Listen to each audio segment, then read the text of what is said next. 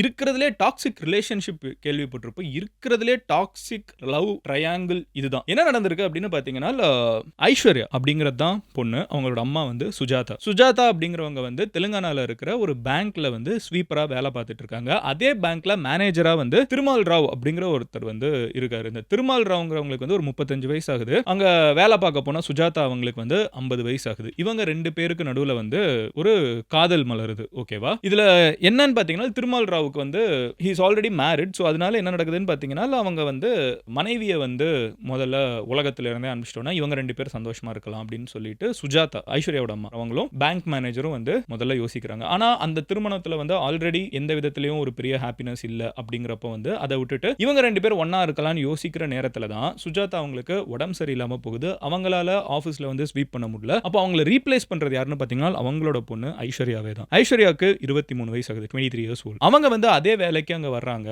அப்போ இந்த திருமால் ராவ் அப்படிங்கிற பேங்க் மேனேஜர் இருக்காங்கல்ல, இந்த பேங்க் மேனேஜர் வந்து பொண்ணு கூடயும் பேச ஆரம்பிக்கிறாங்க. அவங்களுக்குள்ளேயும் வந்து லவ் வர ஆரம்பிச்சிருது. இப்போ அம்மாவும் சரி பொண்ணும் சரி 2 பேரும் வந்து ஒரே ஆளை தான் லவ் பண்றாங்க. அவங்க அம்மா மறுபடியும் வேலைக்கு திருப்பி வர்றப்போ இதெல்லாம் மாத்தி மாத்தி தெரிஞ்சுக்குது. ஓகே இவங்க 2 பேருக்குமே தெரியுது 2 பேரும் ஒரே ஆளை தான் லவ் பண்றாங்கன்னு. இப்போ இந்த நேரத்துல வந்து அவங்க அம்மாவுக்கு வந்து மகள் வந்து அந்த பேங்க் மேனேஜரை லவ் பண்றதுல சுத்தமா இன்ட்ரெஸ்ட் கிடையாது. ஸோ அவங்க அம்மா என்ன பண்றாங்கன்னு பாத்தீங்கன்னா இவங்க 2 பேரை பிரிச்சு வைக்கிறதுக்கு மகளுக்கு ரொம்ப சீக்கிரமா கல்யாணம் பண்ணி வச்சிடணும் அப்படின்னு சொல்லி முடிவு பண்ணிட்டு தேஜேஸ்வர் அப்படின்னு சொல்லப்படக்கூடிய ஒரு பையனை வந்து பாக்குறாங்க. இந்த பையனுக்கும் இவங்களுக்கும் சம்மந்தமே இல்ல. Proper arrange marriage. அந்த பையனோட வீட்டுல வந்து பொண்ணை பத்தி கேட்கிறப்போ இல்லங்க அந்த பொண்ணுக்கும் அந்த பேங்க் மேனேஜருக்கும் அவங்க அம்மாவை பத்தி யாருக்கும் தெரியல. பட் அவங்க பொண்ணுக்கும் அந்த பேங்க் மேனேஜருக்கும் ரிலேஷன்ஷிப் இருக்குன்னு பேசிக்கிறாங்க அப்படின்னு வந்து அந்த பையனோட வீட்டுல பொண்ணு பார்க்க போனப்போ சொல்லியிருக்காங்க. அந்த பையன் அதையுமே இவங்க அம்மா கிட்ட சொல்லியிருக்கான். அப்போ அவங்க அம்மா அப்படிலாம் ஒண்ணுமே இல்லை அப்படின்னு இருக்காங்க. அந்த மாதிரி சுத்தி இருக்கிறவங்க எல்லாம் இந்த கல்யாணம் வேணான்னு சொன்னாலும் அந்த பையனுக்கு வந்து ஐஸ்வர்யா கிட்ட பேசுறப்போ he falls in love with this girl. ஐஸ்வர்யாங்கிற ஒருத்தங்க கிட்ட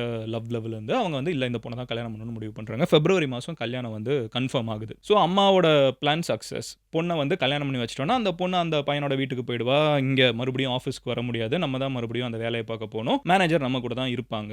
நம்ம 2 பேரும் ஒண்ணா வாழலாம் அப்படிங்கிற ஒரு பிளான் வந்து அவங்க போட்டிருக்காங்க. கல்யாணத்துக்கு வந்து ஐஸ்வர்யா அம்மாவோட பிரஷர்ல ஒத்துக்கிறாங்க. ஒத்துக்கிட்டு கல்யாணம் நடக்க போகுது. கல்யாணம் நடக்கவும் செய்யுது. சுஜாதா அவங்க அம்மா வந்து ஓகே பிளான் சக்சஸ். பொண்ணுக்கு வந்து கல்யாணம் பண்ணி வச்சாச்சு. மறுபடியும் இந்த பொண்ணு வந்து நம்மளோட லவ்ல வந்து தன்னோட மகளே வந்து டிஸ்டர்ப் பண்ண மாட்டாங்கன்னு நினைச்சிடுறாங்க. இவங்கள அனுப்பிச்சு வச்சாச்சு. இப்போ ஆனா உங்க அம்மா கிட்ட வந்து இந்த பேங்க் மேனேஜர் வந்து பழக மாட்டேங்கிறாரு. என்ன அப்படின்னு கேட்கிறப்ப அவர் சொல்றாரு இல்ல நானும் உங்க பொண்ணு லவ் பண்றதா நீங்க பிரிச்சு வச்சிட்டீங்க. நீங்களும் நானும் லவ் பண்ணலாம். பட் அவங்களே லவ் பண்றதை நீங்க பிரிச்சு வச்சிட்டீங்க அப்படின்னு ஒண்ணு. இப்போ இவங்களுக்கு வந்து ஒரு கில்ட் கான்ஷியஸ் ட்ரிப் ஆகுது.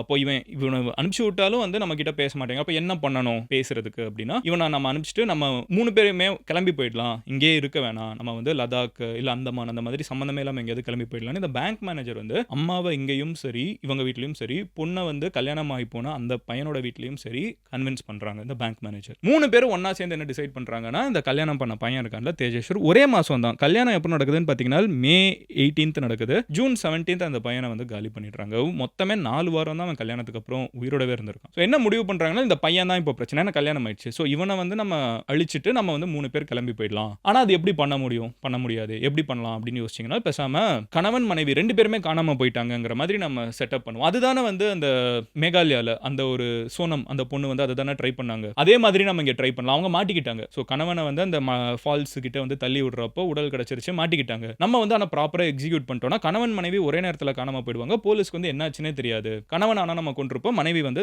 என் கூடயே வந்து கிளம்பிடுவாங்க. 3 பேரும் கிளம்பி போயிடுவோம் அப்படின்னு ஒரு ஸ்கெட்ச் போட்டிருக்காங்க. ஸோ எக்ஸிகியூஷன் அப்போ பாத்தீங்கன்னா பேங்க் மேனேஜர் காசு எல்லாத்தையும் கொடுத்து ஆள் செட் பண்ணி கொலை பண்ணணும்னு முடிவு பண்ணிடுறாங்க. ஆனா யார் ஆள் இருக்காங்க? திடீர்னு எப்படி ஒரு பேங்க் மேனேஜருக்கு கொலை பண்ற அளவுக்கு ஆள் கிடைப்பாங்க? எங்க தெரியுமா பேங்க் மேனேஜர் கை வச்சிருக்காரு? அவர்கிட்ட லோன் கேட்டு வர்றவங்க இருப்பாங்களா கிராமத்துல ரொம்ப கஷ்டப்பட்டு அப்படி வர்றவங்க கிட்ட நீங்க திருப்பி எல்லாம் கட்ட வேணாம் ஒரே ஒரு விஷயம் பண்ணா போதும் அப்படின்னு சொல்லிட்டு லோன் கேட்டு வர்றவங்க கிட்ட காசு கொடுத்து லட்சக்கணக்கில் 1 லட்சம் ரூபாய் 2 லட்சம் ரூபாய் லோன் கேட்டு வந்தவங்க கிட்ட விவசாயிங்க கிட்ட ரொம்ப ஏழ்மையில இருக்கிறவங்க கிட்ட 3 பேர் அவங்களுக்கு வந்து நான் சொல்றதை நீங்க செய்யுங்க உங்களுக்கு சும்மாவே இந்த காசு தரேன்னு சொல்லிட்டு இந்த தேஜேஸ்வர் அப்படிங்கிற இந்த பையன் சம்மந்தமே இல்லை அவனுக்கு இந்த இதை யோசிச்சு பாருங்களேன். இவங்க 3 பேர் என்ன வேணாலும் பண்ணிட்டு போறாங்க. தனியா எதையோ பண்ணிட்டு போறாங்க. இங்க சம்மந்தமே இல்லாம இந்த பையனை கல்யாணம் பண்ணி இவனை வந்து அழிக்கணும்னு முடிவு பண்ணி பிளான் பண்றாங்க. நிறைய டைம் ட்ரை பண்றாங்க. பட் எக்ஸிக்யூட் பண்ண முடியல. ஊருக்குள்ள சுத்திட்டு இருக்காங்க. வீட்டுக்கிட்ட இருக்காங்க. சுத்தி எப்பவுமே ஆள் இருக்காங்க. ஸோ ஃபைனலி இந்த பையன் எப்போதான் தனியா போவான் அப்படிங்கறத தெரிஞ்சுக்கிறதுக்கு ஐஸ்வர்யா கல்யாணம் பண்ண அதே பொண்ணு இந்த பையனோட பைக்ல வந்து ஜிபிஎஸ் ட்ராக்கரை மாட்டி வைக்கிறாங்க. ஸோ அவங்க எங்க போனாலும் ஜிபிஎஸ் ட்ராக்கர் மூலியமா நம்ம ஐடென்டிஃபை பண்ண முடியும். கரெக்டா அந்த பையன் வந்து